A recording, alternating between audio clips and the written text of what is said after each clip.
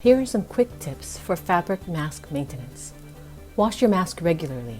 Machine or hand wash in the hottest water that the material can handle and tumble dry on high or dry in the sun for at least a day. If it has a filter, be sure to take it out before you wash your mask. Speaking of filters, they need to be cleaned too. Or if you're using a disposable filter, remember to replace it regularly. Wash your hands before you take off your mask, unless you're planning to wash the mask again before the next use. Otherwise, you could be contaminating the straps. Store unused masks in a paper bag, not plastic. Paper bags are more breathable and allow for more airflow, which reduces the potential for bacteria growth.